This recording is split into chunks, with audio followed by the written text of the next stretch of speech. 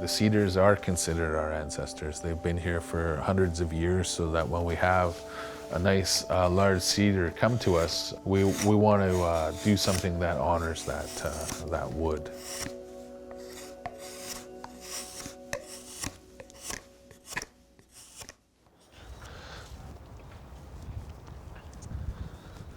Yeah, so this is the spot here. Yeah, awesome. They already got the pad in.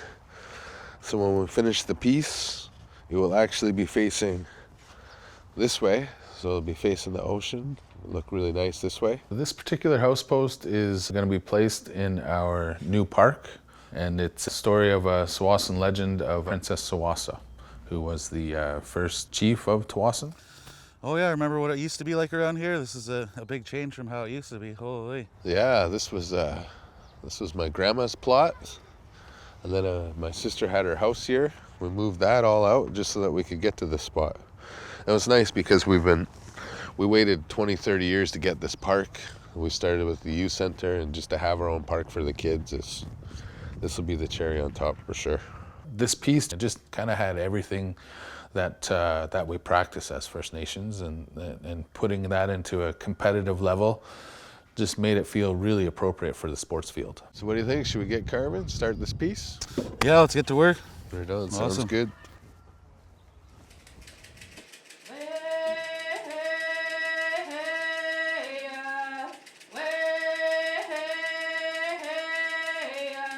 We're here to bless the poles for Carl Morgan's upcoming projects here.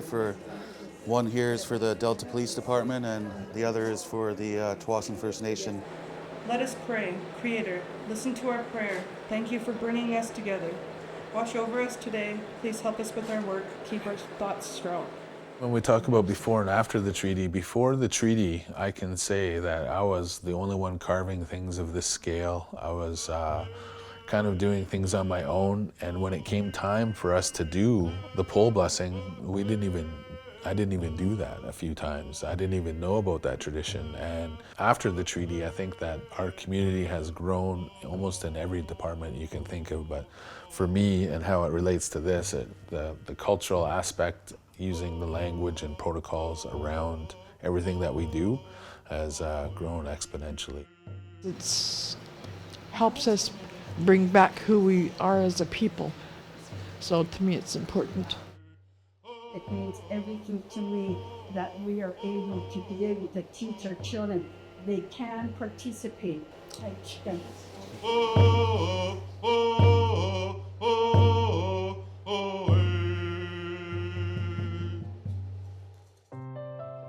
Treaty Day is an important time to celebrate Tsawwassan First Nation success as a self-governing nation.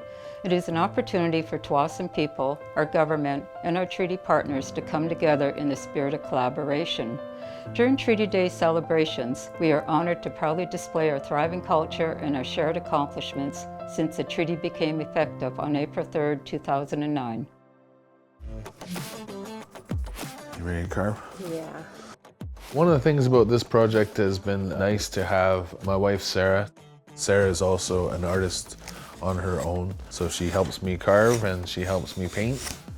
So this is Princess Tsawwassa, the community coming down from the mountains, and she would have been hunting deer, collecting clams and shellfish, fishing, and then at the bottom here, the wild onions.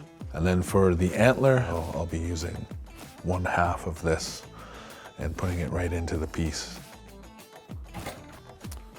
Hey Sensei, hey Sarah, how's it going? How's it going, man? So you know what you got going here, the abalone inlay? Yeah, getting pretty close, so should we finish these today? Hey, how's it going, Jess? Hello. Hey. Come on in, How's you it guys. going?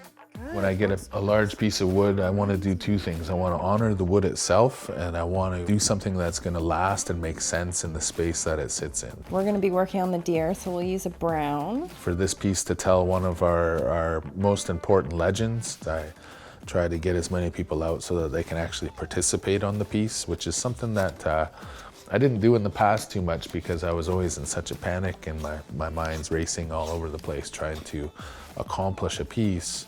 But now I think that I'm just more relaxed in my role as an artist, and I want to include more people, and I want to pass the knowledge on so that there's more young artists and carvers coming up. This is where it's interesting because it dries a little differently. So I'm hoping it brings some color and people can relate and say, oh yeah, that's Tsawwassan for sure, and think of home and what it has to offer.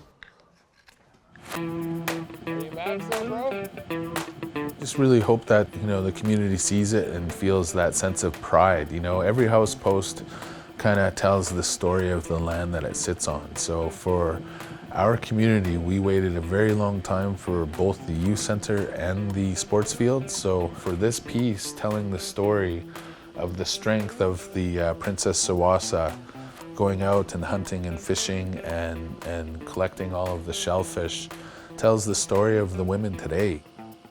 Just like Kim entered into the arena of big politics in Canada and spoke up for our First Nation to get to the point of the treaty. I think those are all super huge qualities that I want my daughter to grow up with. And I want all the mothers and granddaughters to be able to come down and know the story and tell the story while they're at the park and, kind of emphasize those strengths that we have.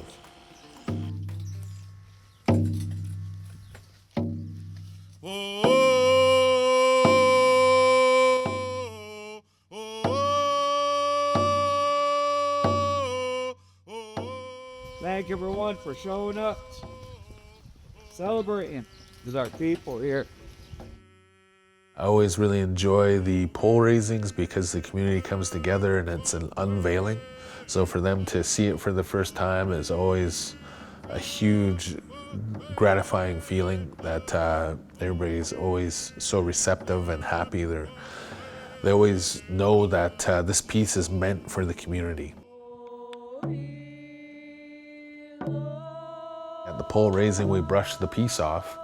And what that does is it cleans the piece of my blood, sweat, and tears, so to speak. All of my energy is cleansed from that piece, and now the piece belongs to the community. Thank you, Creator, for this beautiful day. And thank you for this beautiful land that our ancestors saved for us. And thank you for all the people that came today to celebrate our 15-year-old treaty. Our commitment to Tsawwassan art and ceremony captures the spirit of our people. Our ancestors are looking upon us with pride as we keep our culture thriving for generations to come. I wanted to bring everybody up here so that this is a community effort. It's not just me. And that for us to be able to bring this legend to life into such a beautiful setting, we've been waiting on this park for a long time for our kids, for our people, to have it complement the youth center and all the hard work that all of the previous chief and councils have done is truly amazing. I just really felt that the legend of Princess Tsawwassa encapsulated the strength of the people, of the Tsawwassan people. So, Haitchka thank you guys for coming out today. Much love, appreciate it very much. I think this just helps establish letting people know who we are and what our culture is like, and it's nice to share that with people and help inspire the new generation, hopefully, to aspire to become a carver and do one of their own one day. This is a symbol of our resilience.